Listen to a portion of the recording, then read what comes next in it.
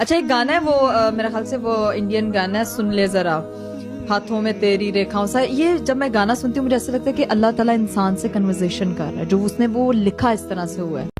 سنا آپ لوگوں نے، یہ ہے ہمارے کانٹینٹ کریئٹرز. ان لوگوں کی زبانیں اتنی تیز چلتی ہیں کہ میرے ذہن میں آتا ہے کہ اگر کسی کا انٹرنیٹ سلو چل رہا ہو تو ان کی زبانوں سے کنیکٹ کر لو، انٹرنیٹ بہت تیز چلے گا. یہ ان لوگوں کا حال ہے، یہ ان لوگوں کا لیول ہے. یہ 4-5 بہنیں ہیں، سسٹرولوجی کے نام سے سنا ہے، ایک یوٹیوب چینل چلاتی ہیں، مشہور ہو چکی ہیں. تو ان کو باقاعدہ پوڈ کاسٹ میں بلایا جاتا ہے، اور آج کل تو ہر بندہ مائک پکڑ کر ایک دوسری طرف بیٹھتا ہے، ایک سامنے بیٹھتا ہے، پیچھے کوئی بیک گراؤنڈ میوزک لگایا جاتا ہے اور ایک دوسرے سے بڑی وزڈم کی باتیں کی جاتی ہیں. اور یہ نہیں دیکھتے کہ ان کی علمی قابلیت کیا ہے.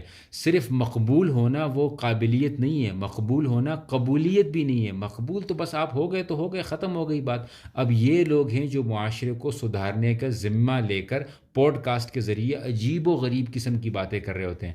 یہ آپ نے سنا کہ کہہ رہی ہے نعوذ باللہ، ایک انڈین گانا ہے، وہ جب میں سنتی ہوں تو ایسے لگتا ہے جیسے اللہ مجھ سے بات کر رہے ہیں. انا للہ و انا الیہ راجعون. قرآن تو ان لوگوں نے کبھی سنا نہیں ہوگا، تو ان کو پتہ لگے کہ اللہ تعالیٰ سے ہم کلامی کیسے ہوتی ہے. وہ نماز کے ذریعے ہوتی ہے، وہ قرآن کے ذریعے ہوتی ہے. اور یہ لوگ ان چیزوں کو انڈیا کے گانوں کے ساتھ تشبیہ دے رہے ہیں. انا للہ و انا الیہ راجعون. میں اس لیے ہمیشہ یہ کہتا ہوں کہ آپ دیکھیں آپ کن لوگوں کو مشہور کر رہے ہیں، کن لوگوں کو عوام میں مقبول کر رہے ہیں، کن لوگوں کو ہیروز بنا رہے ہیں. کون ہیں جو آپ کے ویوز کے ذریعے پیسے کماتے ہیں، کون ہیں جو آپ کے ویوز کے ذریعے مشہور ہو کر معاشرے میں بگاڑ پیدا کرتے ہیں.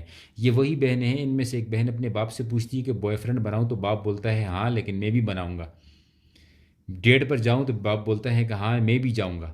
یہ ان لوگوں کا حال ہے. یہ ہے پاکستانی معاشرہ.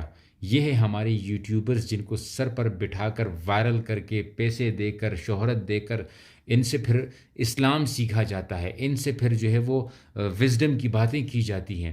پھر یہ لوگ آ کر معاشرے کی برائیوں پر کامنٹ کرتے ہیں، پھر یہ لوگ آ کر نوجوانوں کو ترغیب اور نصیحتیں کرتے ہیں، اور اسی طریقے سے لوگوں کو دین سے دور کیا جا رہا ہے. میں یہ نہیں کہہ رہا کہ سارے مولوی بن جاؤ، ہمیشہ سے یہ بات کہتا ہوں، لیکن کوئی تو غیرت ہونا چاہیے، کوئی تو ایمانی تقاضا ہونا چاہیے.